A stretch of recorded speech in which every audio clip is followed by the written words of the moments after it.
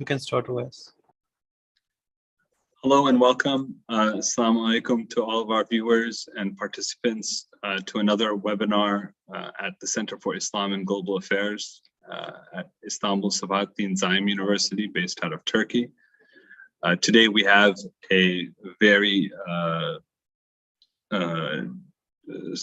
expert panel on the topic, which is decolonization in a post-Eurocentric world. We have, just by way of introduction, the topic is targeting the post-World War II world. Non-European national elites have framed their struggle in terms of realism that acknowledge Western dominance. This has been the way that international relations has been framed. The West was dominant in terms of its claims to white civilizational superiority and hegemony over the liberal world order, backed by American hard power. Anti-colonial elites crafted political stratagems to contest this neo-colonial reality. Likewise, comprador elites maximize self-interest in the face of overwhelming unipolarity by either complying with, migrating to, or cooperating with the liberal international order at the expense of other developing nations or their own people. This situation has been complicated with the rise of Asia. Asia as the center of the world economy and now at the center of great power competition has raised new questions. How tenable is it to remain committed to the logics of an old Eurocentric realism? Can we distinguish between old colonial projects tied to the liberal and national orders such as Zionism and new forms of domination by non-European powers such as the ones we find in Myanmar, Kashmir, and East Turkestan? How should political actors committed to a program of liberation position themselves in this new world? So to discuss these pertinent questions, we have a panel assembled from locally in Turkey, but also from America and many other places. I will introduce the panel and then I will hand it over to Dr. Sami to make his opening comments. And then likewise, we'll have each panelist contribute. I request the panelists to keep their comments under 12 minutes as best as possible so we can have a discussion. This is a round table, so we'd like to have a discussion afterwards. Those who are viewing online, please forward your questions through the available channels where you are. Whichever platform you're viewing, whether it's YouTube or Facebook. So first of all, Dr. Sami Al-Aryan needs no introduction. From our end, he is the director of the Center for Islam and Global Affairs. He is also a commentator and political analyst in geopolitics, where he studies the role of American power, especially in terms of the Middle East. He's written widely on the subject, published most recently in the book on on liberation of Palestine. Dr. Sami joins us from Istanbul. We have Dr. Mubin Shah, who is the current director of the Kashmir House, Turkey, and he was the former president of the Joint Chamber of Commerce for Kashmir. He is a longtime political activist and commentator on South Asia and South Asian affairs, and has been a longtime collaborator and thinker on liberation movements across the world, and especially in regards to his own country, Kashmir. Dr. Yasmin Sattar joins us from Thailand. She is a professor in the political science department at Prince Songakla University. I hope I said that correctly. Maybe you can correct it later. She is widely published on a number of topics in political science and has conducted, has been a participant team researcher on with international research groups. And we are so happy to have her join us from Thailand. We're also waiting for Dr. Khalid Baidoun. He's also supposed to join us. I think he's running a little late. We will continue without him for now. Hopefully he will jump in as time permits. So without any further ado, Dr. Samuel Aryan. Thank you very much, Owais, for the introduction, and thank you everyone for showing up and for our speakers to be here. And thank you also for organizing this important panel on this important topic. As the title says, there are two operative words: the word decolonization, which comes from colonization, and Eurocentric word. Indeed, if we look at the word, particularly after World War II, we see that the emergence of the United States as the preeminent great power that has set the rules for the world. You know, we see these rules in different manifestations, politically, militarily, in terms of military alliances, particularly NATO and other alliances around the world, and also economically, where it controls basically the most important economic institutions in the world through the World Bank, the IMF, the banking industry in general, the different transactions taking place, the World Trade Organization.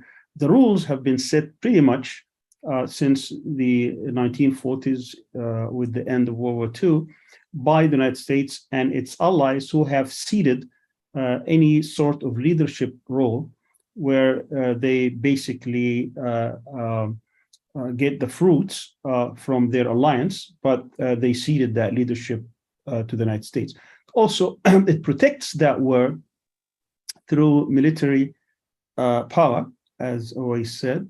You know, we see that they control basically the oceans of the world through a very strong navy. This is a project that started in the 1880s with that in mind, that for the United States to become great power, it must have great navy and it must have the ability to project that power throughout the world through the presence, since the United States is actually isolated between two oceans, two great oceans.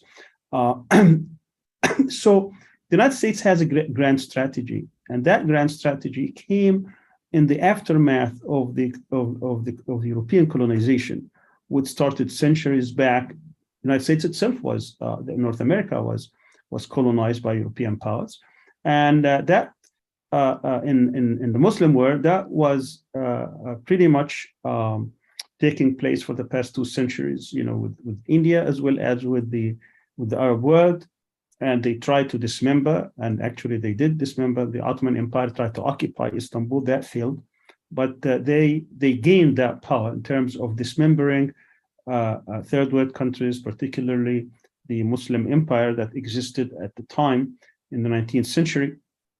And the United States had different strategies, different grand strategies. You know, you could consult any type of a geopolitical strategist, and they can give you the different kinds. Actually, the United States Navy spelled out these 5 different grand strategies that the United States could pursue. That happened, I think, around 2011 or so, and they're still the same. I mean, there are remarkably consensus on that the United States must lead the world in terms of the rules that are being set, in which it will set the rules. It may or may not follow the rules depending on its interests, but the world must follow to its dictates. Now that happened certainly during after the fall of the Soviet Union, and we had a unipolar moment for about 25 years or so. That now is cracking. The United States was pursuing this strategy of liberal hegemony, meaning it will have the not necessarily the absolute power, but the greatest influence on what happens around the world. through that projection of power, both at the economic institutions as well as the military institutions, as well as the political alliances. It also gives its allies some free hand in order to project their own power on behalf of the United States, as it does to Israel. And of course, that's a whole new topic that is, I don't have enough time today to talk about it. Similarly, in other parts, where it is now constructing new alliances in order to prevent the emerging power of other great powers. Now, the United States, after World War II, was facing the Soviet Union, and there was a Cold War, as you all know, which ended with the collapse of the Soviet Union for many reasons. Some of these reasons are internal, some are external. But the United States tried with China to give it the impetus to be given all kinds of incentives economically, in the hope that was the aim of liberal hegemony. Those who constructed the liberal hegemony strategy is that eventually the China would liberalize also politically, and therefore it will come under the wing of the United States. That did not happen. And now they are facing this emerging threat that China has the ability actually to compete worldwide against the United States. It does not have yet the military power, even though it does have the economic power. And therefore, what we call a post-centric world is a world where other powers could emerge, but we're not there yet. You could see, as an example, the containment of China at the technological level. Huawei, which was the largest communications company around the world, has been deprived of the most basic, most important integrated circuits or high-tech chips that will help it to maintain that edge. And now they are suffering tremendously. Part of the fight with Taiwan is that Taiwan has the largest industry, the largest factory that actually manufactures these high-tech chips, almost 90%. And it used to, obviously to export to China, still does, but that is under the control of the United States. But Western civilization has been trying to dominate that world now for, as I said, 3 centuries. And the whole point of that hegemony is that it's trying to extract whatever economic resources the world has to its benefit. This is what imperialism is all about.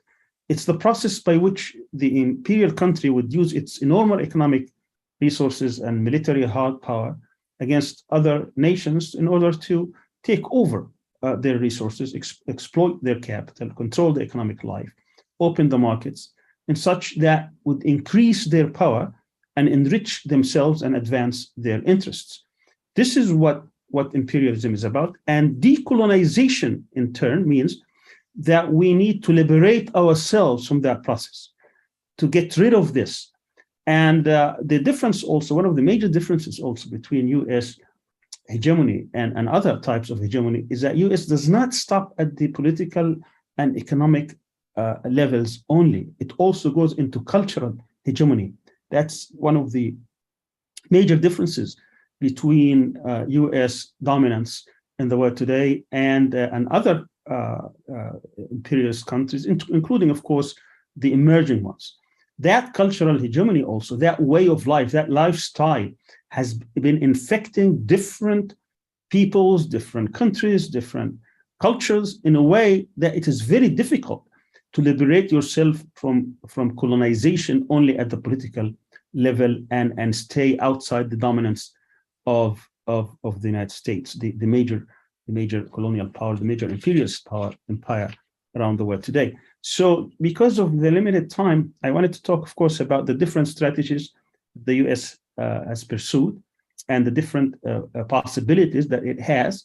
I'm just going to name them very quickly. Isolationism has been discussed in the United States, but was never taken seriously.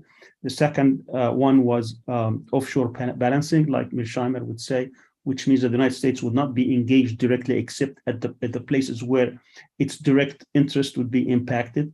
They decided both, whether it is Democrats, Republicans, you name them, that they don't want to pursue that because that prevents them from projecting power throughout the world. The other is selective engagement.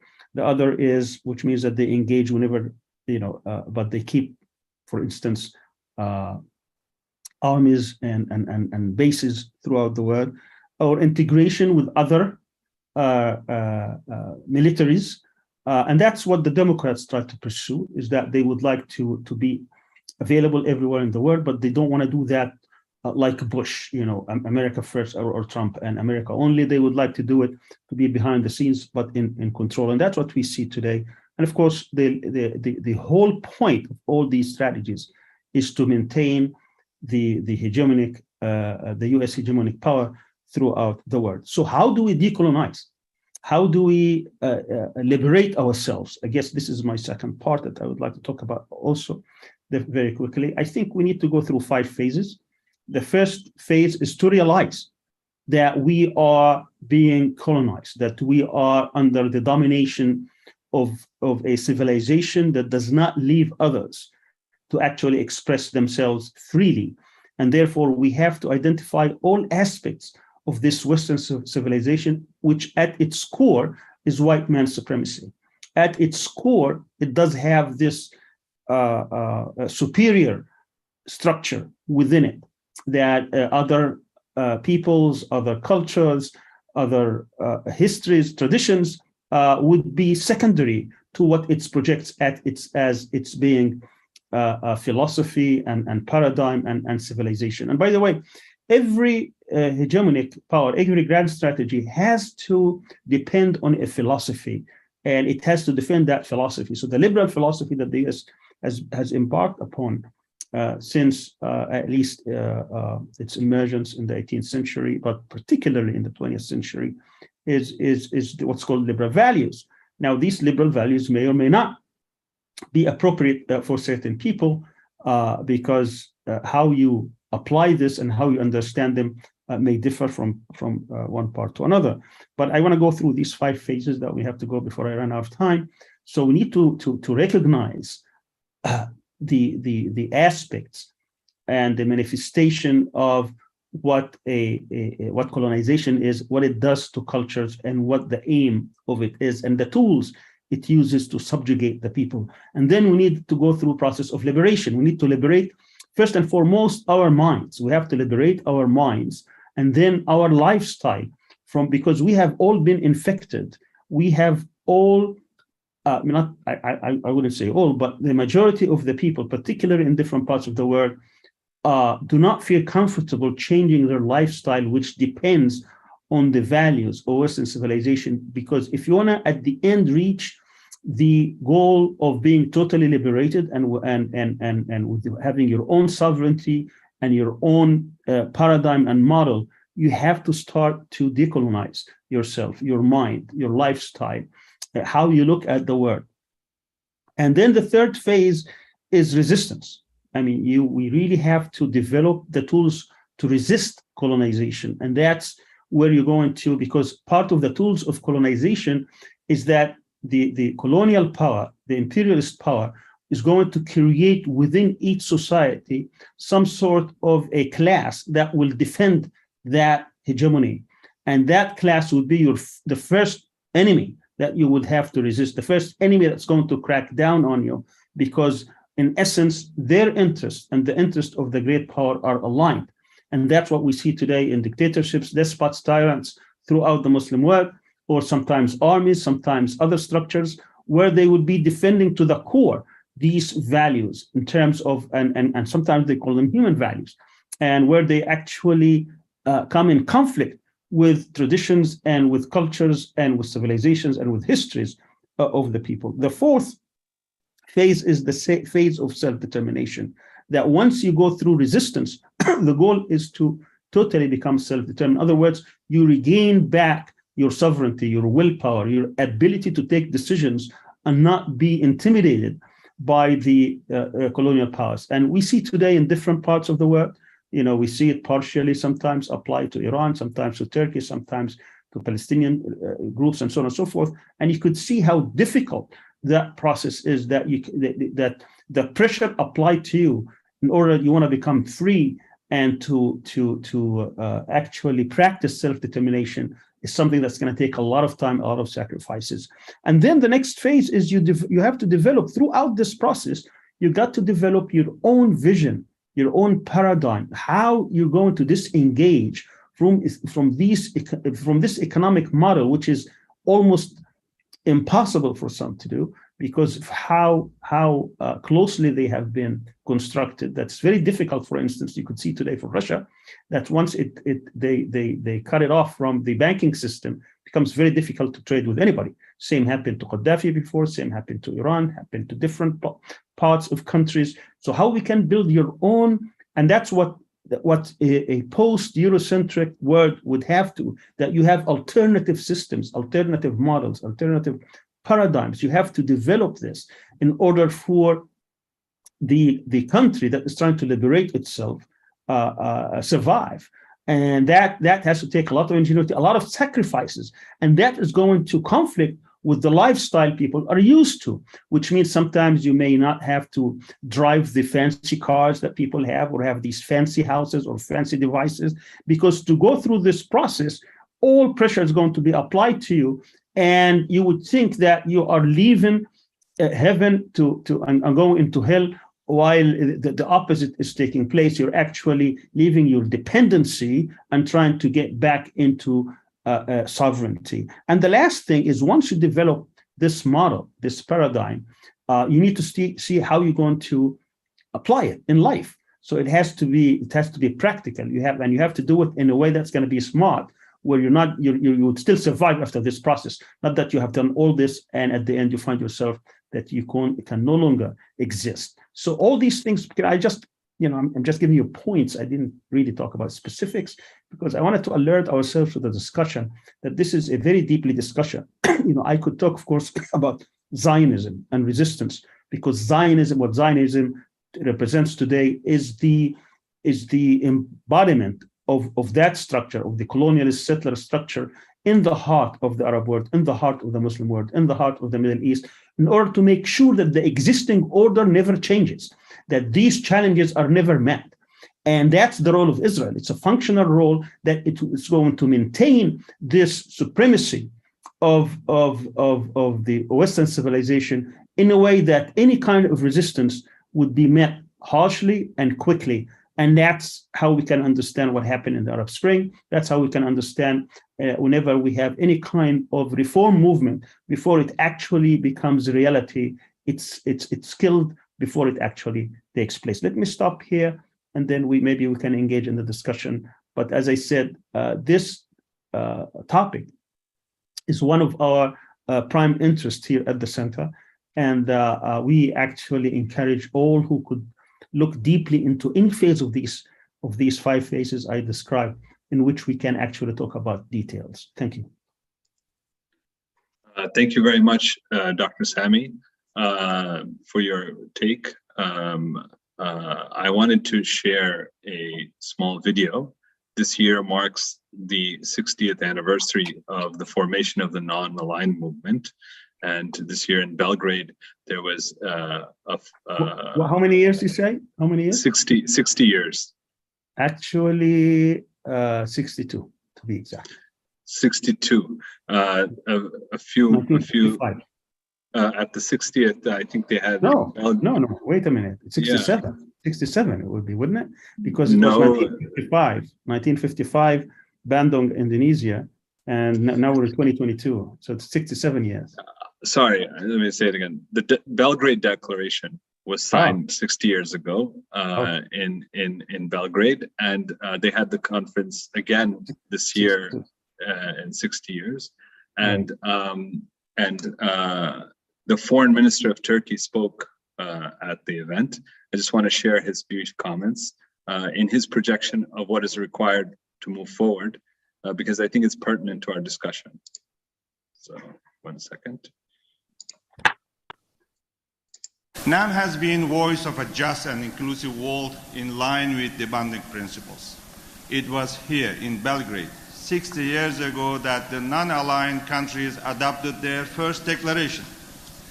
In this declaration, they called for action on mainly 3 areas: economic inequalities, UN reform, and a multilateral and inclusive approach on global issues. Isn't it dramatic that we still discuss all these issues today? First, inequalities are on the rise across the world. According to UN reports, rising inequalities negatively impact more than 70% of the world population.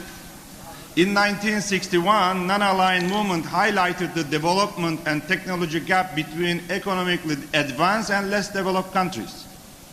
This divide is deeper now, as technological changes are much faster. We host the UN Technology Bank for the least developed countries to do our part. Second, on UN reform, the Belgrade conference called for the expansion of the UN Security Council. By saying the world is bigger than 5, we also call for a more inclusive and representative UN system. Last, on effective multilateralism. From sustainable development and universal COVID-19 vaccine access to Palestinian cause and fighting against terrorism, the movement can make a difference. An effective multilateralism that works for all should be our common goal. Dear colleagues, Excellencies, today's world is not that of 1961. The Cold War is over. A bipolar world has turned into a multipolar one, and challenges have become more complex. However, the main principles of Belgrade Declaration remain relevant, and we support the voice of the non-aligned states of 2021 to become stronger.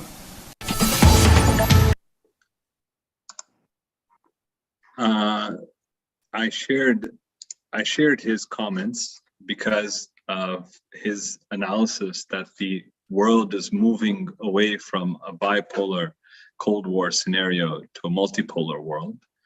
And in this future, he argues that the principles of the Belgrade Declaration, which was an attempt of certain countries, of which many of them were, many of the founding members were Muslim countries, to try to establish an alternative.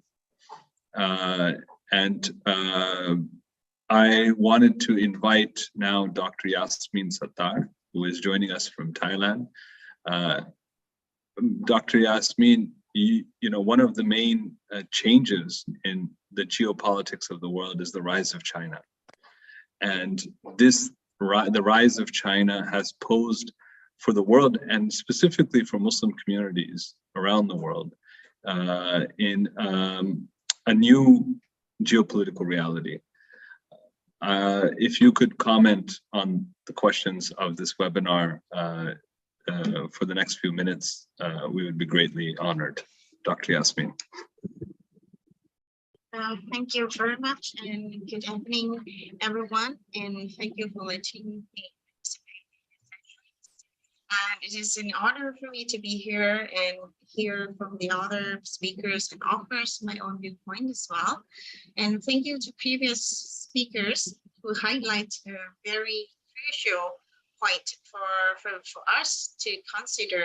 And when I first opened the email and read the themes of this webinar, I discovered that it was very challenging for me as well to decide which viewpoints I should express, because based on the theme, I think 2 keywords that Dr. Sami has been mentioned, that post-Eurocentric and decolonization are mainly the 2 themes or 2 words that we need to keep asking about the decolonization process, and as well as the post-Eurocentric, what would the world will be? And the questions that you mentioned, that you mentioned about the rising of China, it is one of the I think this is one of the concern issues of the world today, and we are talking about that a lot. And we can see that China is increasing his or her role. I'm not sure what we should mention about China. Okay, because sometimes China didn't want to use any of the words like in English for them when we read about the books of China. But okay, in Chinese perspective, they try their best to engage in various aspects of the situation in Asia. Of course, maybe I'm not preparing so much to talk about China. Maybe when the question come up, I may add it in another sessions. But I would like to just talk about the things that I have prepared, and I think we could see it as well in another aspect. I think I would like to focus on just one illustration of this idea, you know, like either like post-Eurocentric or maybe like decolonization, primarily through the case study. And I specifically choose the incident that have been occurring in the Southeast Asia, which is, of course, my region. And then based on the questions about self-determination that Dr. Samin mentioned in the last aspect, that when we want to look about this issue. Self-determination in this point, which has been applied to the acts of to determine self within the scope of nation state, not kind of anti-colonial movement like in the past, with the assumption that there is the problem when we see the state and people through the lens of like Eurocentric versions, you know, like, however, if we see in this kind of thing, we through the case that I would like to elaborate after this, we may see not much role of superpowers, except the case of Myanmar. So I think this is one of the very interesting thing, that what is the criteria, or what is the factors that make superpowers think that this is the case that they want to go in and they want to involve with, like in the case of the Middle East, you know, like, but in the case of Southeast Asian's conflict, we couldn't see that most, you know, like, I would like to mention that there are in Southeast Asia, I would like to share a little bit of my screen. Okay. Okay. Can you see my screen, right? Yeah. Okay.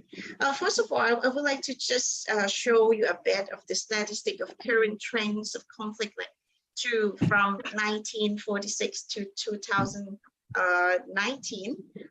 We can find that the number of interstate wars has been decreasing, and the existing war are revolutionary and ethnic wars, which most of the case could be seen as like intra-state, not kind of interstate anymore. But the question here is that why some of the intrastate cases, lots of superpower has been involved in. And most of the case, when we think back to China, you know, like China would like to mention that all of the cases that they are involved in, like case of Uyghur, or in case of Taiwan, or in case of Hong Kong, or maybe lots of the case, China will mention or will try to put the way to explain that this is the internal issues of China, you know, like. So this is the case that very important to see that one of the things is that China is also trying to define another concept of their own view of involving with kind of conflicts or other issues as well. So if we see in the case of Southeast Asia, there are several cases of intrastate conflict which we will see that nearly all of the case happened between state and Muslim minority groups. Some of them had been come up with peace agreement, like in Aceh or Timor-Leste, if you can see, even though like still lots of challenge have after the conflict that they still need to handle. Or the recent case that could reach to the peace agreement, which is the case of Bangsamoro. I would like to mention about the case of Bangsamoro a bit, because like the case of Bangsamoro has shown us something that very interesting. In this case, the main demand of Moro people, you know, like when they have a conflict between the Philippines and the Moro people, the main demand of Moro people are to protect religious belief and culture, ensure their jobs and lands, and have like greater shares of public funds, and also like have more like economic and political opportunities. Like with this demand, the root cause are the question of identity development and the rights of government. But you know, like after the anti-colonial movement and the annexation of the Philippines, the Moro people have faced the assimilation policy and resettlement of Christian from 98% to 40% in 1976, and decreased to currently approximately 70% of Muslim population in the Moro area. So in this kind of thing, you know, like the way of colonialization, sometimes we couldn't see only from superpowers anymore. After the Cold War, after World War II, we can see like lots of internal colonization as well. That is happening nearly, I think lots of places in the world today, especially in the world which Muslim are minority. I think this is one of the interesting case. In case of Moro National Liberation Fronts, which is kind of a liberations group, was formed then in 1968 before the martial law and the Marcos government back then was applied. But the violence kept going until the peace attempt was started in 1975 and got the Tripoli Peace Agreement in 1976 with the status of autonomous region. But you know, after that, some of the MLF members were not satisfied with the output and with the different way of thinking. Then the MILF, which is Moro Islamic Liberation Front, were again formed in 1984. So the anti-government operation had then led to MILF until start the peace process in 1999. But the final outcome is interesting because it just happened in 2019 when there were a referendum to approve the Bangsamoro Autonomous Region in Muslim Mindanao and Bangsamoro Organic Law. I would like to show a bit here that in this case is quite interesting because Turkey has an active role to assist together with other internal and international actors. This is one of the examples of the application to facilitate for peace through like mainly Muslim countries, which OIC is a facilitator in this peace process. So, you know, we can see that not just the West alone can do the facilitated or mediation roles. So this is, I think this is one of the important example that we could see, like in this post-Eurocentric world, we can see that not just the West that can do the role that we thought the West, only the West can do before. So, you know, like in this case, in the case of Bangsamoro, it seems to be like in a positive runs with opportunities to have their own government under the Philippines. But however, like several groups like Abu Sayyaf, other MILF who do not agree with the current status have operated some violent case still. So this is the first case. And why Bangsamoro could come up with the agreement. There are two cases in the Southeast Asia that have been enduring with the ongoing conflict. The first case is the case of Deep South Thailand, which I'm here, okay, or in Pattani. Of course, in case of Pattani, I would like to say Pattani because there's a kind of politics of words as well.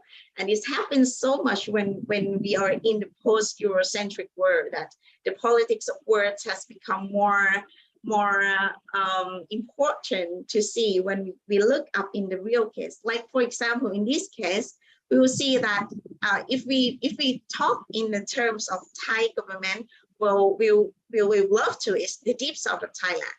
But if the people that they want to liberate themselves, they would like to prefer to call them or call the area here as a Pattani, which is the original names of here. You know, like before they annexed with Siam in like 1920s, 1909. You know, like 1990, Pattani was annexed to Siam by the Anglo-Siam Treaty, and followed by centralizations and assimilations policy of Thai government. During 1920s, which led to the feeling of alienations of Malay Muslim in Pattani from the society. And in 1947, one of the well-known ulama in the region tried to offer more identity rights for people, but he was arrested and enforced disappearance in 1957, which led to the strong feeling of Malay nationalists and form of the liberal groups like BRN, PULO, Kampot, or BNPP, which is the name of the liberals groups. So in 2004, the new wave of violence began with the main roles of BRN and with more intensified roles of Thai military, together with the application of martial laws. The situation seems to decrease in number, but could not solve the root cause yet. Currently, like here, the situation is still blurred. The peace process that have been started several years before is still going through the previous process have been failed. For example, this is the case that happened last week with the arson and bomb attack in 17 spots of convenience stores and petrol station in the areas. But fortunately, there were no casualties. So I would like to say that in the case of Pattani is another interesting thing that you know, like under this world system, international system with the idea of sovereignty, you know, like sometime when the case that happening in the area of one state, other state could not go into that space if they are not allowed from that state to go in. Like in the case of Pattani, you know, like international actors has been, you know, has played very limited role because like Thai's government is not pleasure to see lots of international actors in the ground. So you know, like when this kind of concept has been practiced and have applied to the real case, we could see lots of example and lots of things that we could see. And the last case that I would like to mention here is precisely the case that I think lots of us have been concerned, since it is more severe and could be called as the ethnic cleansing case. Of course, the case of Rohingya. The case of Rohingya, as we have known, that Rohingya was one of the outcome of the British colonizations in 1820s, which was followed by the immigration policy of the British colonial at that time. After Burma was granted home rule in 1938, several years after the massacre toward Rohingya began. So it was even worse when Burma became independent in 1948 and Nevin got power in 1962. Rohingya organizations were gradually abolished. Human rights violations and economic exploitations has been going on. Citizenship rights violation has been more intensified. So the migration of Muslims to Bangladesh then started before the King Dragon operation in 1978, which increased the number of refugees, but with the international pressure, some of them could return back in 1979. But after that, in 1982, the citizenship law denied to give citizenship to Rohingya and led to an increase in communal violence, increased number of refugees, human rights abuse, exploitation of natural resources, extortion and arbitrary taxation, land confiscation, forced eviction, and house restriction, and even financial restriction on marriage. So the situation became severe again in 2012 and 2016, which affected to mass exodus of Rohingya from Myanmar in 2017. We could see that there are several countries that Rohingya have attempted to move to and become the refugee crisis for the region. Currently, the military control of Myanmar, so the situation is still worse. And we could see that who is support the military, Myanmar military, which is of course China, has strongly support for Myanmar military, and the case, like that's happening to the people on the ground has been, we still couldn't see like what the future will be in this case. So I think I would like to just summarize here that in the post-Eurocentric world, internal colonialism also appeared to be a widespread phenomenon of many states, in addition to the neo-colonialism that is still relevant today. Case in Southeast Asia could be seen as the result from colonization process in the past, and the future of some cases are still below to reach for peace. So thank you very much. Thank you very much, Dr. Yasmin Sattar, for your insightful presentation. It was a lot of information that is probably new to our viewers, because a lot of this information can only be accessed through indigenous reporting that happens in different languages. And so a lot of times we don't have access to the daily happenings, the microaggressions, and like you said, the politics of language and culture that are playing out internally in states. So your presentation is greatly appreciated. I think your point also of the limits of great power intervention as a kind of imagined, we say, from the Bandung world of a bipolar world that where we saw direct intervention of foreign states, to a new kind of internal colonization in the wake of decolonization, is an aspect of the neo-colonialism that we experience in these societies. And it demands new strategies of thinking about liberation, because in these contexts, liberation movements can't even appeal to international organizations because it is characterized as an internal conflict. I think one such conflict is also in Asia is the Kashmir situation. India has tried for a very long time to avoid especially internationalization of this issue, and then has tried to settle it in some kind of bilateralism.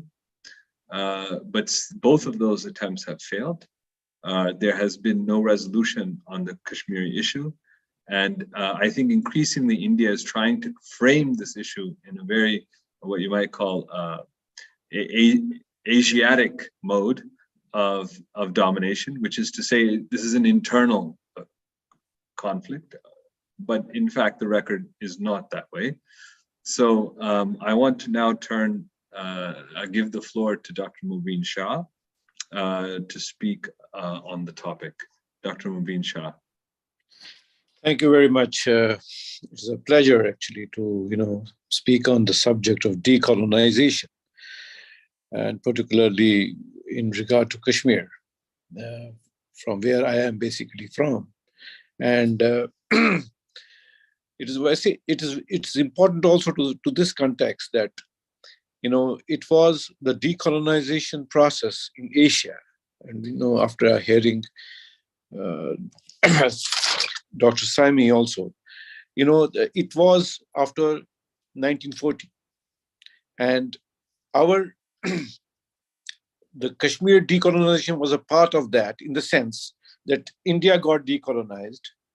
It converted into two countries, India and Pakistan, as a process of that, because the British were colonizing it.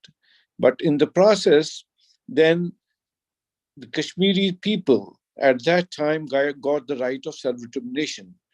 And at that time, the American power was such that it got through in the UN Security Council at that point of time. But unfortunately, in our case, because of the Cold War, then subsequently there were issues. There were, the USSR, the then USSR, used its veto to help India, and because India was at that time on the side of USSR, and then finally it never happened, because now being in a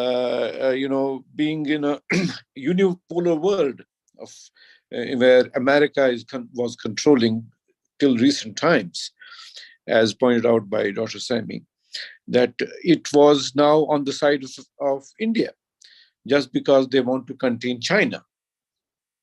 So we are caught now in the other war, other geopolitical war, and the most important thing is this: that the world does not still recognize that as such, that Kashmir that India is a neo-colonial power, and it has colonized Kashmir. And the recent changes they have done in the laws, in 2019, by removing the 370 article and 35A, gives clear indication that it is a settler colonialism in process, which they have started previously. When Kashmir became a part of India, they were promised that they will have a sort of a semi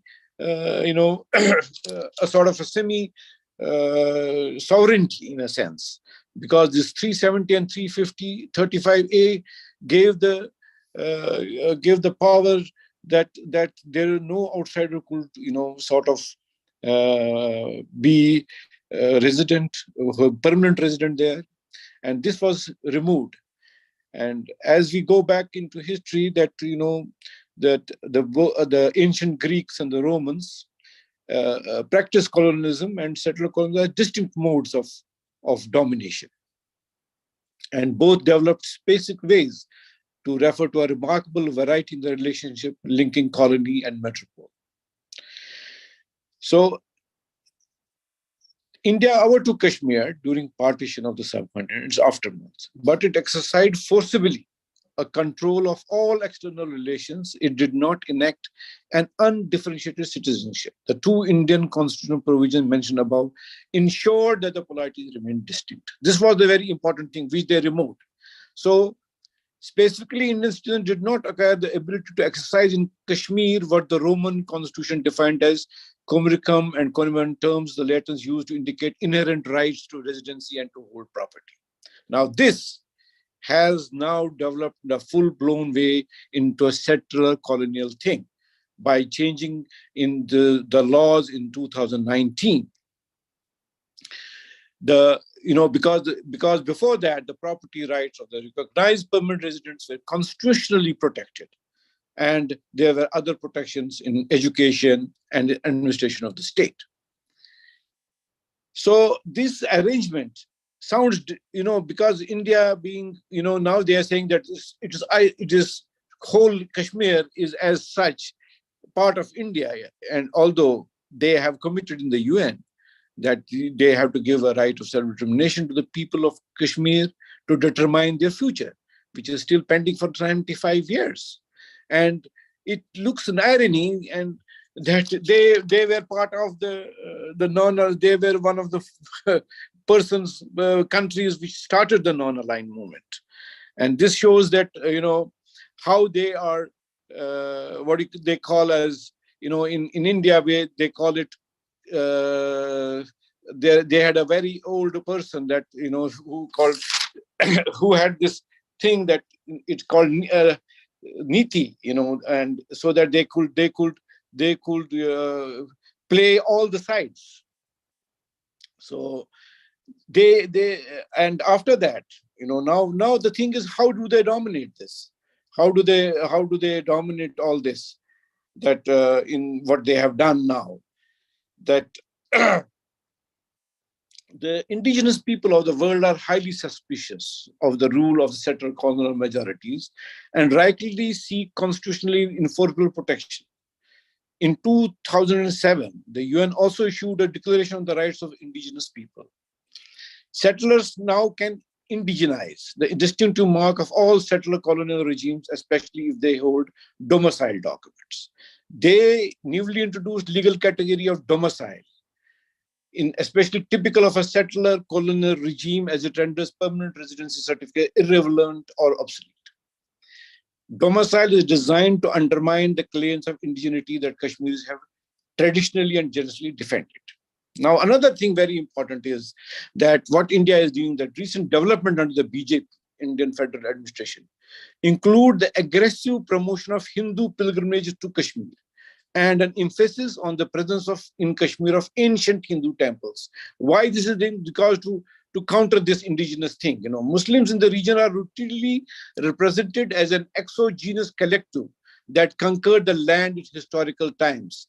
That is, Muslims are presented as a collective that cannot rightfully claim the authentic form of indigeneity, which in itself is a wrong narrative, as Islam spread in Kashmir not by conquest, but by the works of Sufis who came to the region with the arrival of many Muslim Sufis preachers from Central Asia and Persia, beginning in the early 14th century.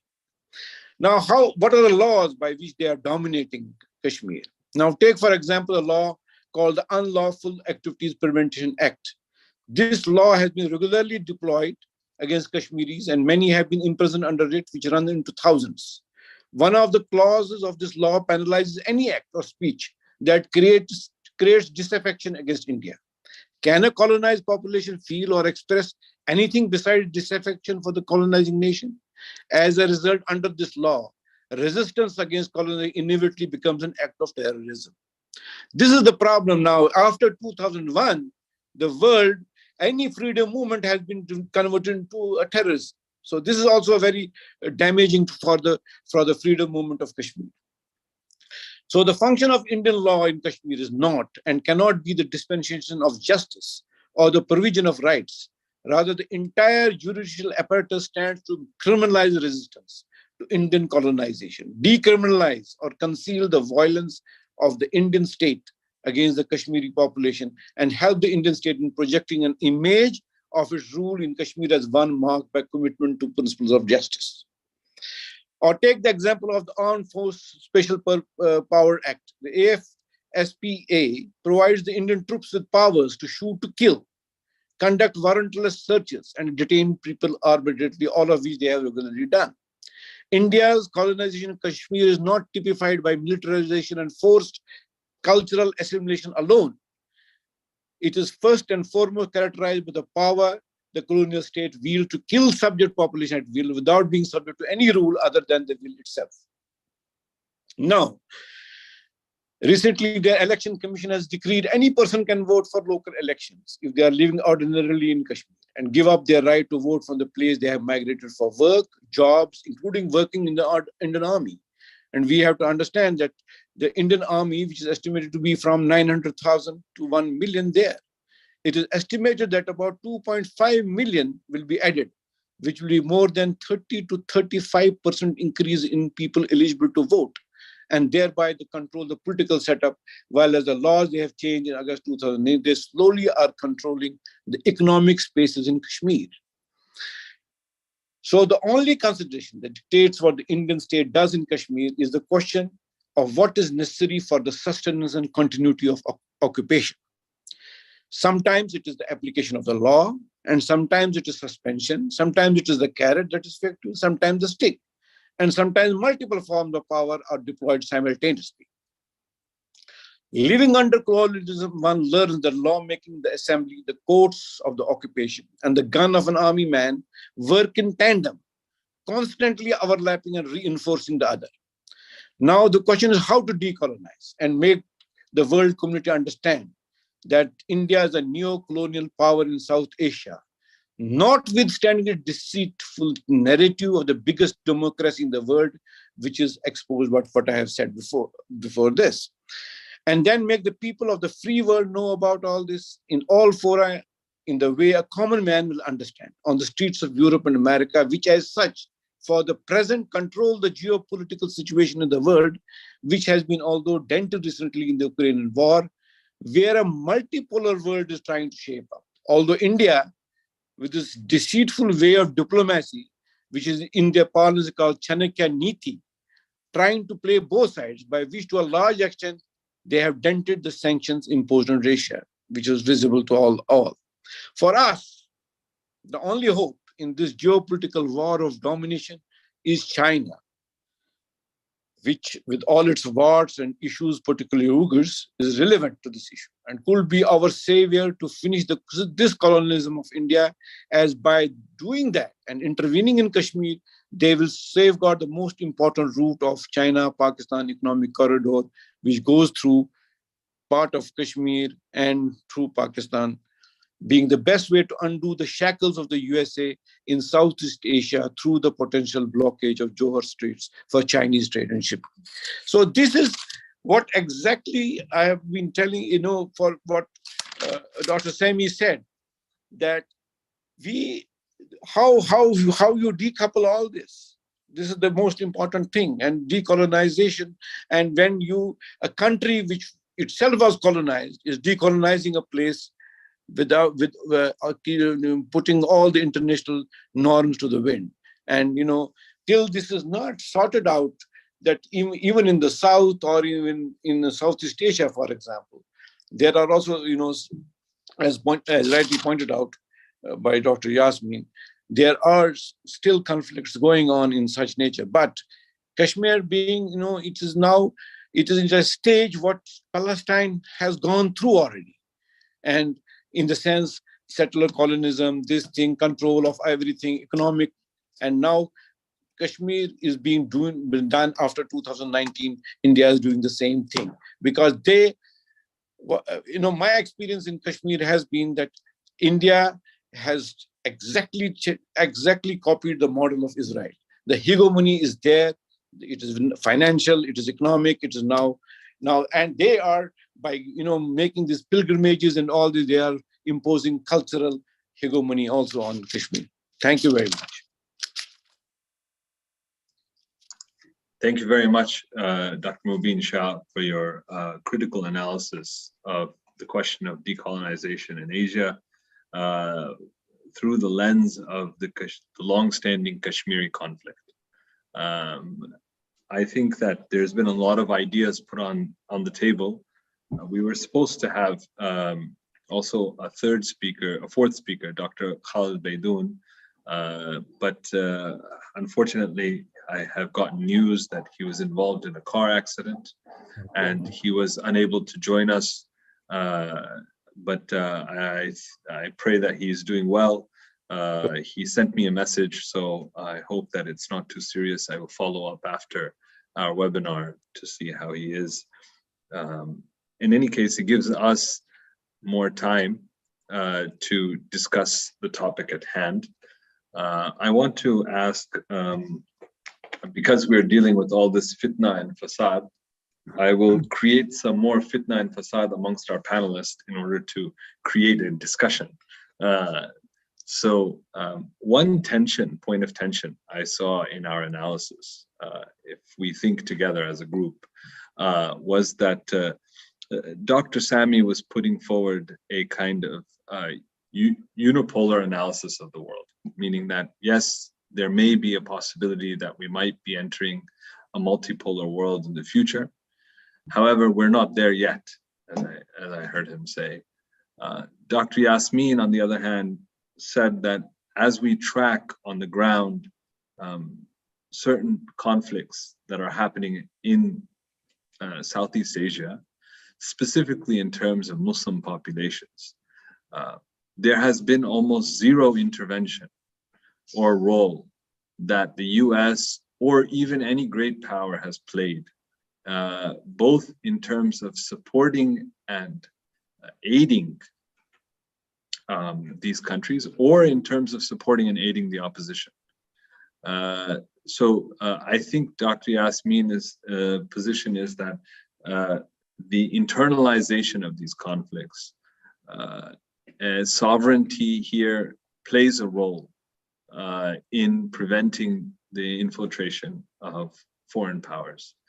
So, Dr. Sami, would you like to respond to what here isn't a contradiction, but a kind of tension between our framework in which we take the United States, or we'll say the West in general, as the hegemonic leader of the liberal and national order, as we might say the puppet master, right, behind a kind of international framework, and put that on one side, and Dr. Yasmin's position that there is a kind of internal conflicts that are unreachable by the hand of these great powers.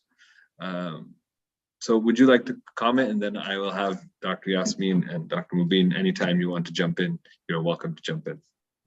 Thank you. Thank you for the question. There is no doubt that all experts would agree that we have exited the unipolar moment. The question is about the balance of power, about the gap that exists today. What does it mean to be unipolar? What does it mean to be multipolar? A unipolar basically gets away with all the big questions. And for a long time, Russia was in disarray, was totally unable to project or to bring back its power to the fore. It took about a good 20 years for that to take place.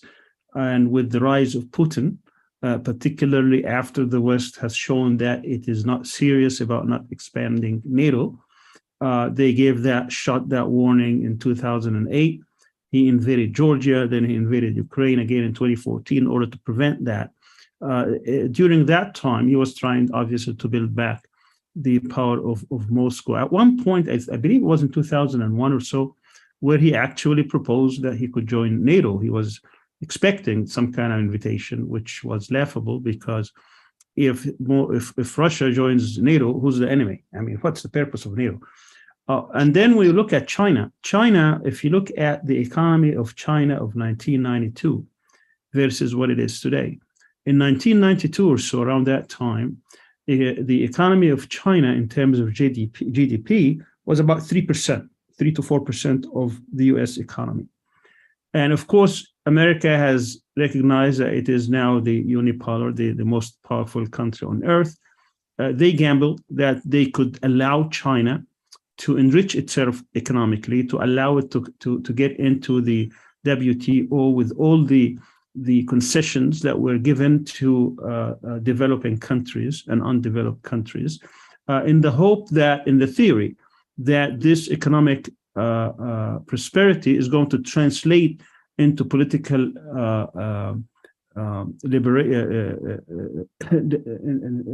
in terms of political the liberation of its political system.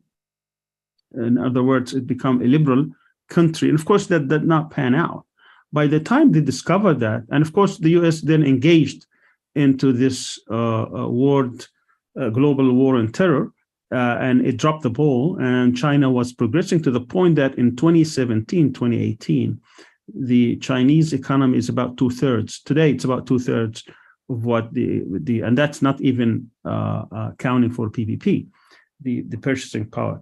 At any rate, the U.S. has shown that strategic mistake of allowing, and I'm talking about really thinking of realists, that allowing China to become powerful economically eventually is going to translate into military power, in which it will start challenging the United States in different parts of the world, particularly first in its own sphere, in South China Sea and East China Sea, and around Southeast and East Asia.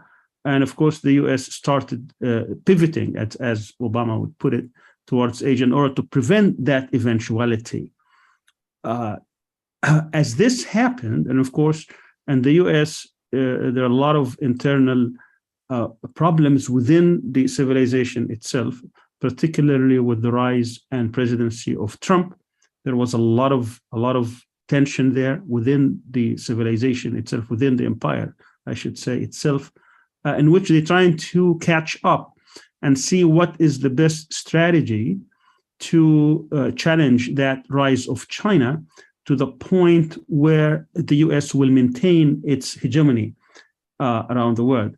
People thought that at one point it's going to have a rapprochement with Russia in order to ally it or entice it so that they can together try to defeat China, the same way Nixon did it in 1971 when he approached China and enticed it in the Cold War against the Soviet Union.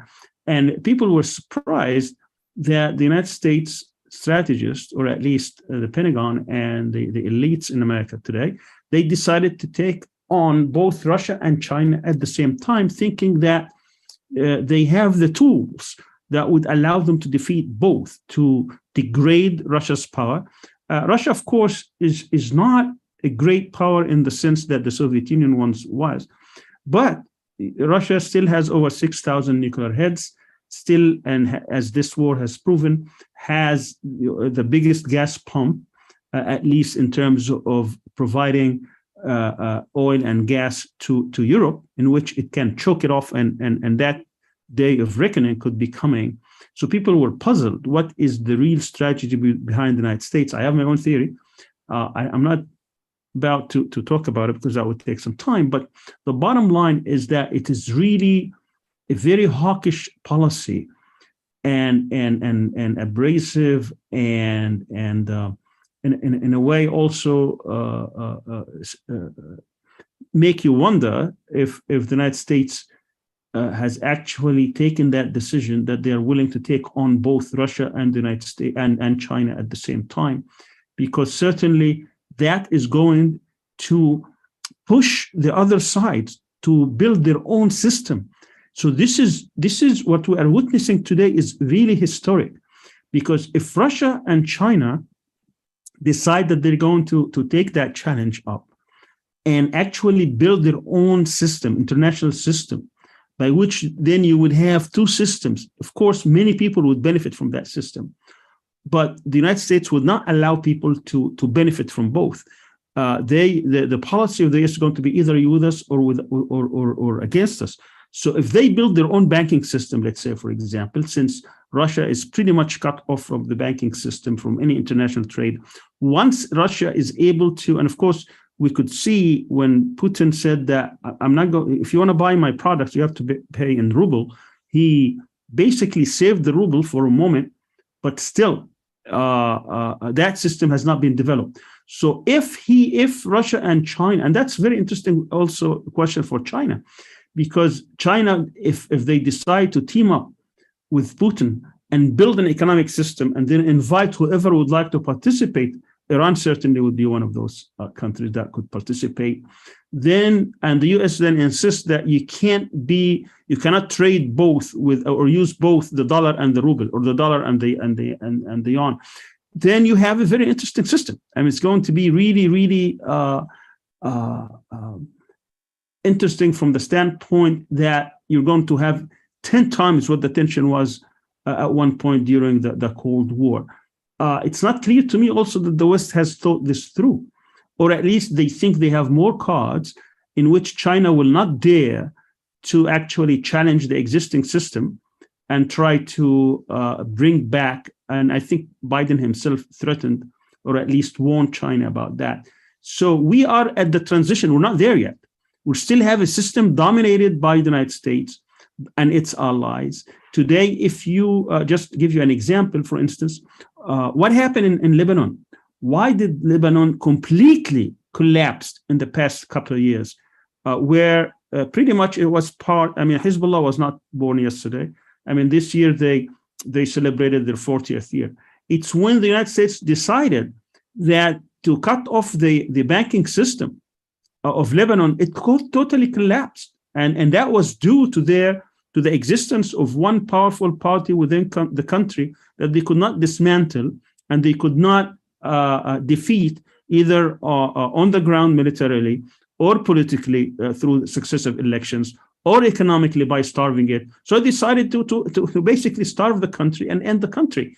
And that's a warning shot to many countries, is that if you have problems within the country itself, if you're not united, if you have these schisms and these divisions and these differences that go to the heart of your society, then they will exploit this and destroy your society. And that comes to the point I was trying to make, which is liberation and resistance. Just to answer your question, I don't want to take too much time, about the internal struggles. And that's what I meant. Dr. Yasmin talked about that most of these wars that we see today in the world are within countries, within societies. They are based on culture, based on ideology, based on ethnicity, based on sectarianism. It is no longer the West bringing its own armies to occupy. They were able to turn their allies inside the countries into grave threats. And then they don't need actually to bring their countries into your countries in order to destroy them. They're trying to change you from within. And that's why they pick sides. And all the rhetoric about democracy and championing the rule of law and human rights and democratic ideals and liberals and liberal values and all that, that's all smokescreen, because the record actually shows the opposite, that they never really champion these values, even though their civilization or Western civilization is built on these values, at least that's the rhetoric, they say it in their societies. But when it comes to their policies around the world, none of that pans out. In fact, just look at what happens, just in Tunisia, for example, the past couple of years, they didn't do anything, any movement. What happened in Egypt after the coup there, and all the Arab Spring countries, none of the policies really championed this rhetoric. So just to bring it back to the question, where are we today? We are at a very critical juncture. History is made of critical junctures. That's when you see transitions. Now, these transitions could actually become complete transitions and transformations with the fall of one empire and the rise of another, or they could actually go very, very slowly in a way that you have gradual change. But for those who have been wronged, these critical junctures become opportunities that you can actually gain from this change, because the old system where you have one dominant power in which trying to impose its will in the rest of the world has really hurt particularly developed and weak countries. Yeah, go ahead, Dr. Mubin. Yeah, regarding Dr. Yasmin's presentation, but there's one country which got independent, that is East Timor, because of intervention of these countries like America and all. It was not indigenous in that manner. Was it because of religion, or was it because of the direct intervention, and it was implemented straight away, the right of self-determination for the people of there, because most probably because they were majority Christian. So it is a sort of a mix. It is not based on only this thing that is internal system and all, whatever it is, number one. Number two is this, that, the only one country now at this present time in the world is allowed to work in both the systems, which Dr. Sami was trying to point out, that they are not going to allow the country to work in both the systems. That is India. India is working on both the systems. And America is giving its latitude. They have just given them exemption in S-400. And why? Why? Because they feel that they can be India can be a bulwark against China. And this is going to be very, very detrimental, not only for the world, but particularly for people like us, because we don't know who is going to win this war and how much time it will take to be, whether it will be truly a multipolar one, or the other one will become bigger than the other one. Because at one point of time, it was a duo that was Soviet Union and America, and whether it will be America and China, or the China will start dominating everything around. It may take some time, but this is what it is. And because India is using both the systems. Dr. Yasmin, thank you very much, Dr. Mubin. Could you respond? Actually, I'm agree with Dr. Sami as well. Like sometimes when we look at this kind of large picture, we can see that there's kind of competitions between both. Actually, I would like to share one word of the graph I've just come up, like I read this book on the rise and fall of great power. And I think this graph can show quite a practical way that based on Dr. Sami that have been mentioned, that actually you can see, right? Yeah, can you see this graph, right? Yeah, this is from a book of we call Rise and Fall of Great Power. We can see that along the history, like there's kind of this competitions of rise and fall of the great powers all along the time. And interestingly, that we can see that China is one of the assumptions from this book, that there's lots of factors that could bring China into this level that it's nearly reached to the United States. But at the same time, it's not only like China reaching out, but we could see that the United States has also decreasing its influence as well. So this kind of the factors that I think is quite important to see that what make the US become less influential in the world today. I think because of these kind of internal factors that have been trying to apply the idea or the concept of the Eurocentric and the thing, and they experience it and they feel like it's failed, like it's cannot stop the war within their own country. And finally, for example, in Thailand currently, we our government, which is of course military government, they're very close to China rather than United States. And I think in Myanmar as well, like a lot of countries, especially countries with are facing with conflict inside, they tend to be like pro China in the sense, so in this kind of thing, it's quite interesting to see that what Dr. Mubin has been mentioned, that what the world in the future would really be, this chart will be like China could be just go up, instead of the United States, or there would be some factors that China could be down, because currently we couldn't refuse that China has been in very challenging time because of the economy of China has been affected very much from COVID-19. So and of course United States of America as well, that has been affected from this kind of thing. So this is one of the things that I think is quite important to see in the future what it will be. Thank you very much, Dr. Yasmin. I want to raise an issue here that I think tangentially touches on what Dr. Mubin Shah said earlier. In the post-Cold War period, we've seen a couple of states receive freedom, right? Two of them that come to mind, East Timor and also South Sudan, right? But then there's also Kosovo, right? Kosovo was also a very recently made country, or it's still not completely recognized by the international community, but it is on the project list. Bosnia comes to mind. Here, reason I raise this is because in the decolonization process, the Muslims of South Asia proposed separatism as a way of guaranteeing or safeguarding their cultural and economic rights.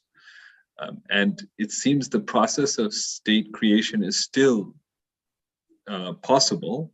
It's not as though we are in a settled, bordered situation, because we have seen micro-states emerge.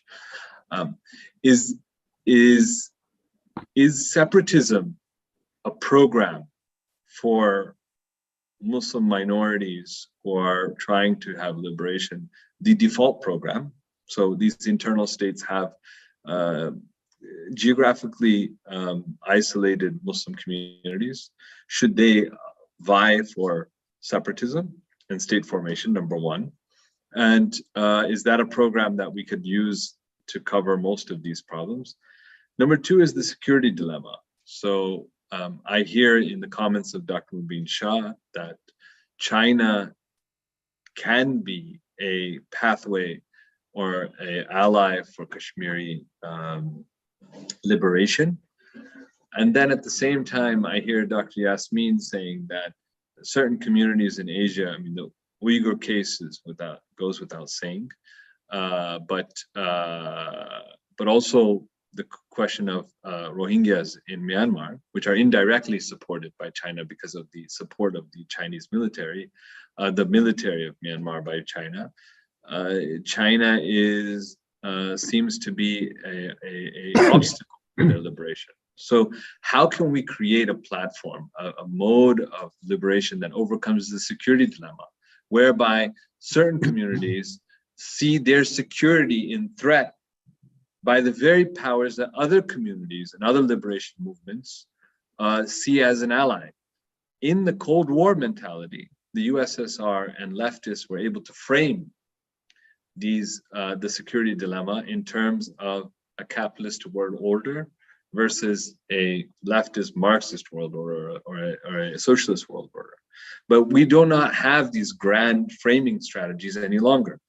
So we are now caught up in a situation whereby the kind of solution that was given to the Moros, whereby the OIC was able to step in, is paralyzed, because countries who have strategic relations with China will not want to interfere and they will try to describe this as a conflict of internal affairs. Those who have strategic relationships with India, for instance, will likewise not want to step in and support liberation. So those are my two questions for the panels.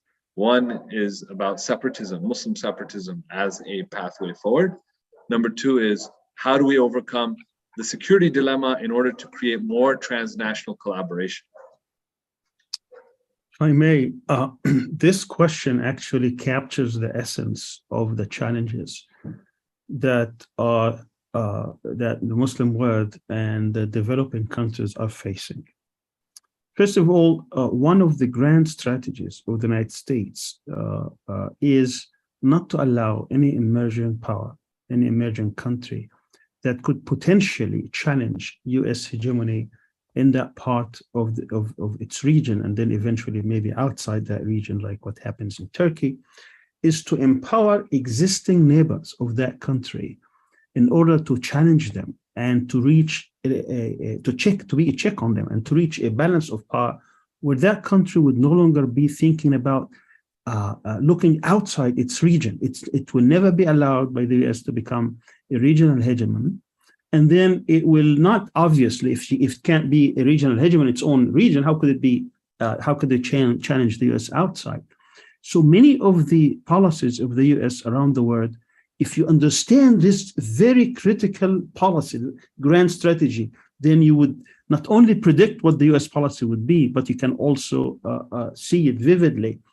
Just to give you a few examples, the notion that you would like always to encroach and become and incorporate former Soviet satellites into NATO is just to make sure that Russia would never go beyond. It's always be looking over its shoulder because it's not clear that it is safe.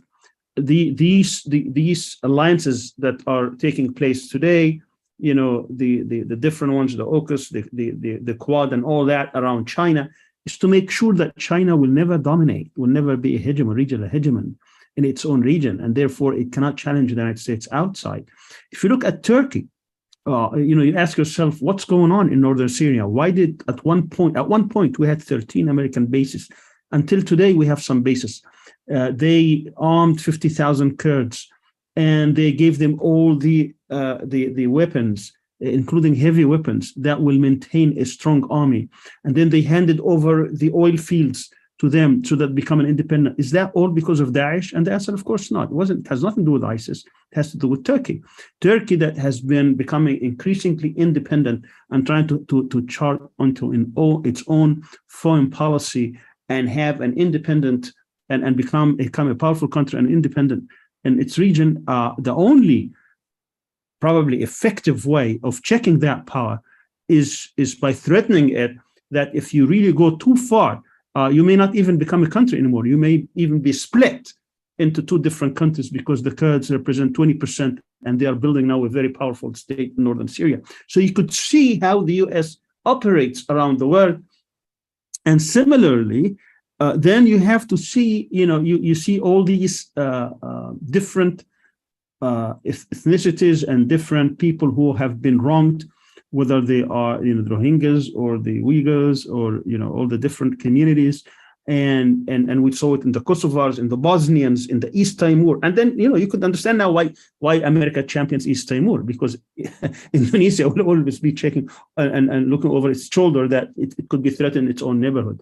But now the question of separatism is a very interesting question, and I think we need to go beyond our feelings that of creating these countries that will not really change much, except that replacing one tyrant with another, one dictator and despot with another, is that we need to build new models.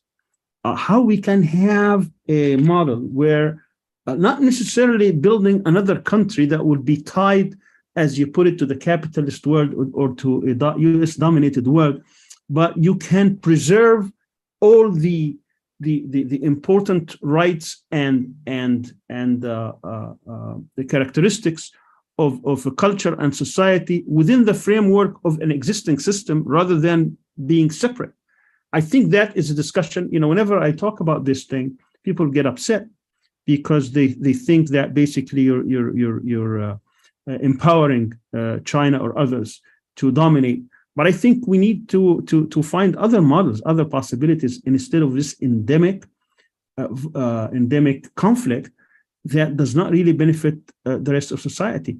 Eventually, when the Muslim world wakes up and builds its own, I wouldn't call it empire, but its own model, in which it becomes powerful enough to champion the rights of these people, I'm not sure separatism is the answer. And of course, it has to be looked at in a case-by-case basis, and we have to look at all the different factors that exist and how does that fit into the overall global power competition, and instead of being a tool and a pawn in someone's proxy war, you need to make sure that you're preserving the important goals of maintaining your society, your culture, your existence, and the future of your presence. If China breaks up today, is that for the benefit of the Ummah as a whole? I'm not sure that is. Interesting. Dr. Yasmin? I'd like to say that I agree and totally agree with Dr. Sami, because we could see the lesson learned, for example, case of Southeast Asia, in case of Timor-Leste, like when they became independent state, currently they could not develop that much, and lots of the influence from either like Australia or currently China has been trying to dominate the people there and economic there. So if separate, but in that sense, so it's quite questionable process, but if we can see the process that have been going on in case of Bangsamoro in terms of BAP, they have referendum, they have their own constitutions. They have the government, which is like the local government under the Philippines, but they can apply the Islamic way of life into their own laws, so I think these kind of things we can learn and compare from the case before that. Either being separated, is it good? Is it the best thing or not?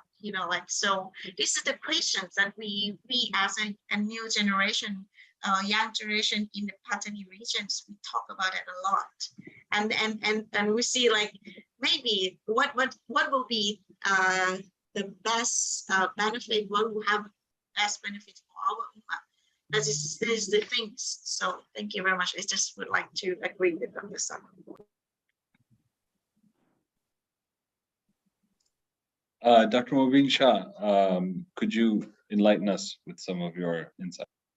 Regarding the separatism, but the problem is that, as I pointed out, that in the security dilemma in that context, particularly in our context, that it is very difficult for us. For example, I am living in Turkey, and when I lately meet the Uyghurs here, or Dr. Khalid recently was here, it was very difficult for us to tell him that for us China is a savior, while as China on the other side is considered to be a country which is putting all those atrocities on the Uyghurs. And this is certainly a dilemma, and this needs, as Dr. Sami pointed out, that it needs a model to be created, for which I think a lot of people have. What do you think about Dr. Yasmin's suggestion of putting forward a kind of autonomous zone, like more autonomy, but yet still under, like for instance, for the Uyghurs, instead of putting forward separatism, autonomy, or in Kashmir's position, autonomy. What the model she is saying, it could be made applicable in Uyghurs because of the fact that because it is a part of China. Kashmir is never considered, because our almost 1/3 part is in Pakistan, and the autonomy thing has failed, because 1947, this is what India gave, that basically agreed that only 3 things will remain with India, and now they have completely changed it over and given taken away everything, and and it has become now a model of settler colonialism. Then, or else. So you're saying from your perspective, kind of hybrid model of autonomy is actually a gateway towards settler colonialism. Exactly. Number one. Now there could be another model which I had proposed when I was president of the Kashmir Chamber of Commerce and Industry. I had proposed at that time that both sides of Kashmir could be declared as free economic zones, and then sort of, because we had already started trade between the two Kashmirs, LOC trade, and the second stage should have been that the free economic zone, and that could result in a sort of a settlement where Kashmiris will feel that they are separate, at the same time can do anything they want. But India has completely changed that in 2019.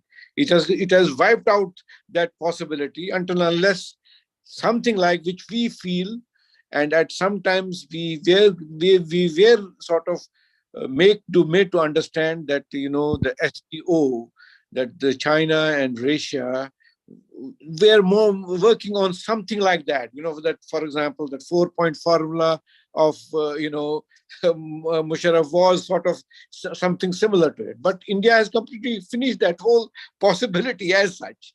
So, and I know for sure, because we used to get the American,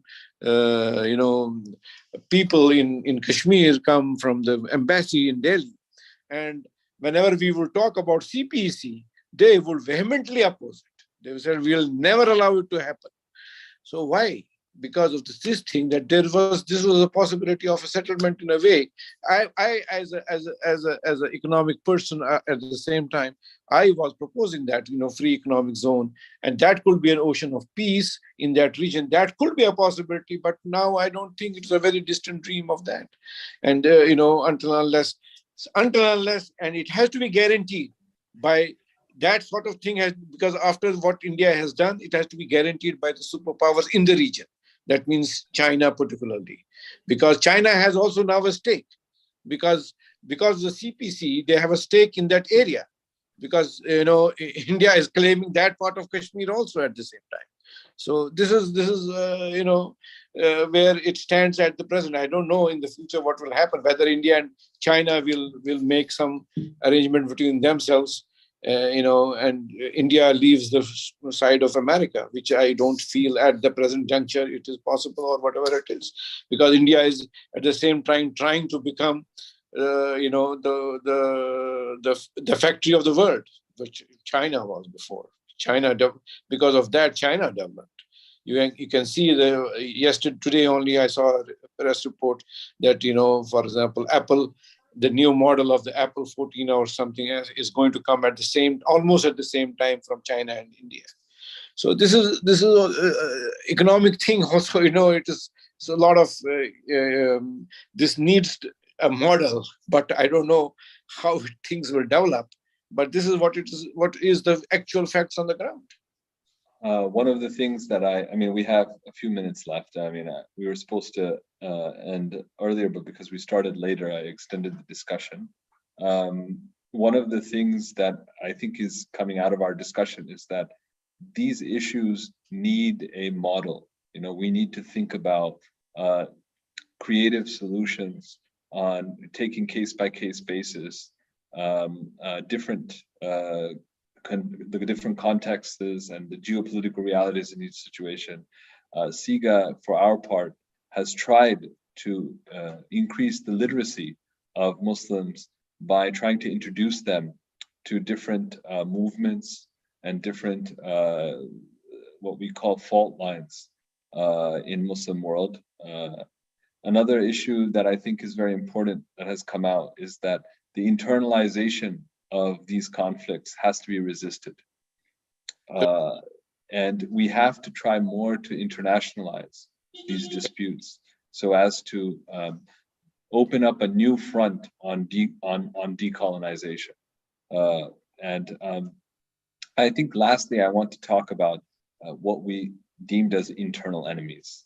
So one of the ways that I think Dr. Sami talked about was the cultivation of local elites, which end up being collaborators with either in Dr. Yasmin's case, the state, the hegemonic state, or in a more international context, foreign powers, and they do their bidding. Currently, I think there was the news that Imran Khan, the former Prime Minister of Pakistan, is going to be arrested today. I don't know if they're successful or not, but these kinds of issues are prevalent all around the Muslim world and go undocumented. So how can we create a theory to try to deal with these, what Imran Khan has called Mir Jafars and Mir Sadiqs, the very famous personalities in Indian history who were known as who committed treason against the standing Mughal power at their time for the British. So how can we identify, how can we counter the cultural or the elitist hold on our countries? Anybody? All right. That's the $1 million question, is how do we fight? How do we resist? How do we liberate ourselves from the yoke of colonial settler powers and movements? And I will speak about the Palestinian context, and then you can extend that to other conflicts. If we look at the Israel today, what does Israel represent? It really represents Western hegemonical power over the whole Middle East. Israel is a functional country, and its function is to make sure that it will hold this region down. It will not allow it to develop. Look, for example, that if Iran wanted to develop nuclear technology, the whole world is being mobilized to stop that advancement for Israel. I mean, that's the essence what's happening, what's taking place. And you can extend that to any industry that will make high technology in the area. It will not be allowed, because that could also be a threat to Israel at one point in the future. It will also not allow any unification between any major countries, because that could also potentially be a threat to Israel. So when Abdel Nasser tried to unite Syria and Egypt in the late 50s, early 60s, that experiment was fought day and night. It will not allow any country to develop at the military level, because it may pose a military threat to it at one point. So, in other words, Israel is put in the region in order to make sure that this region, the Arab world and the Muslim world behind it, is always going to be weak, fragmented, and dependent, and part of an international, an American-led system. Now, how do we fight this? How do we resist this? Well, you have, first of all, to find out who the enemy is. And I think the Zionist entity in Palestine is representing this chokehold on the region. Now, they have, of course, their own local allies, regional allies, and you can see them pretty much in every capital today, whether they occupy the capital or they occupy the business elites or other elites. So you have a multi-front assault that needs a multi-front resistance. That means you have to be very comprehensive of how you fight this at the cultural level, at the political level, at the ideological level, at the obviously social, and so on and so forth. In my study, I have identified 12 imperatives that I think Israel depends on for its survival. So if you were going to make an analysis for any challenge, whether that in Kashmir, in Thailand, in different parts of the world, you have to identify what would be the existing challenges, and what are the imperatives that they are kept in power, and deal with them. And in the case of Israel, if you know these, one of the things that I always tell people is that the formula for liberating Palestine is this: Palestine cannot be liberated without Palestinians, and it cannot be liberated with Palestinians alone. This is what many people do not understand. See, many people have given up, really any responsibility towards, and say, okay, the Palestinians, we can support the Palestinians. What they do not realize is that Palestinians on their own cannot liberate Palestine. Why? Because Israel is a Western construct. It extends most of its power from outside the ability and resources of Palestinians. Our problem is not because Fatah and Hamas are not united. Even if every Palestinian is united, yes, you'll make it more difficult for the occupation, but you're not going to end the occupation until you mobilize the whole world, and particularly the Arab and the Muslim world, in order to bring down these imperatives that sustain Israel and make it survive. You have to do the same analysis for the occupation in Kashmir, for the different challenges throughout the world. Try to identify them and see how you can mobilize your resources. I'm not talking about military struggle. It's way beyond a military struggle. Yes, military struggle may have to be used at one point or another, as we have seen from time to time, but we're talking about mobilization at all levels: academic, cultural, social, political, economical, even at the sports arena. You mobilize the whole world in order to bring down these challenges that have been putting not only the people under occupation but the whole region has been suffering from this. We're running out of time, so I would just give concluding remarks to both Dr. Mubin and Dr. Yasmin. If there's anything you'd like to add, please feel free to give your concluding statement. I just would like to add from Dr. Sami's last points that sometimes, you know, like in order to build one countries or one state or one communities to become like peaceful, they need to have not only like negative peace in terms of a theoretical way, like negative peace to stop violence, you know, it's not just that, but in terms in other ways positive with peace as well, that we need like to think more in terms of development. I think one of the things that the US can become a superpower as today is because that they start with education development, and after that final, you know, like a project that they can do, that they can dominate the currency system of the world. Which of course, this kind of thing, like educational and technological, and also like think of the system, institutional, in terms of financial and other things, you know, this kind of things is not, we cannot reach it only when we focus only on military side, you know, but we should think of this kind of elements more. So I think I just would like to end up here. Thank you very much.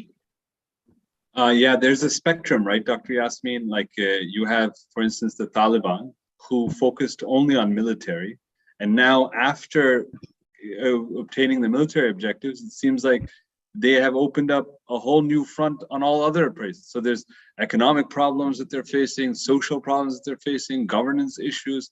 I mean, so you're right, you know, to say that, yes, there, you know, it's a spectrum, right? I mean, if you focus too much here, you will still have to deal with these questions the day after the military objectives are made. So creating a comprehensive plan of liberation is almost on the level of making a national plan, you know, and strategizing on all fronts.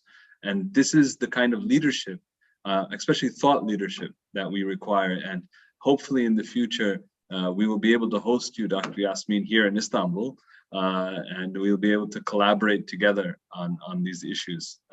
It would be an honor for you to join us in person. Time to go back there on March next year. Maybe we can do on that. Hopefully that would be wonderful. Dr. Mubin? Yeah, you know, what the basically in the concluding, in the case of particularly when I'm talking about Kashmir, it is very complex because of the